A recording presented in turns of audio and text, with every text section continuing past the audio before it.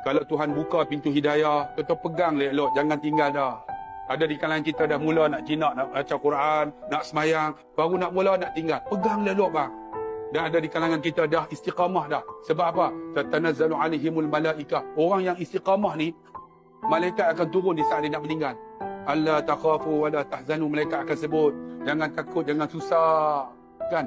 Wa abshiru bil jannah. Malaikat akan sebut syurga menanti kita. Syarat istiqamah. Kena istiqamah berterusan sampai penghujung hayat kita. Kerana apa? Kerana kita tak tahu saat kematian kita. Sebab tu tuan-tuan jangan tinggal tuan-tuan. Apa dia selain daripada astaghfirullahaladzim? Tuan-tuan jangan tinggal apa? Allahumma anta rabbi, la ilaha illa anta, khalaqtani, wa ana abduka, wa ana ala ahdika, wa wa'dika mastata'tu, a'udzu bika min syarri ma sana'tu, abu'u laka bi ni'matika alayya, wa abu bi zambi, faghfirli, fa innahu la yaghfiru dzunuba illa anta. Inilah penghulu segala istighfar. Siapa sebut sekali, setengah ulama kata seperti dia sebut 1000 kali. Istighfar.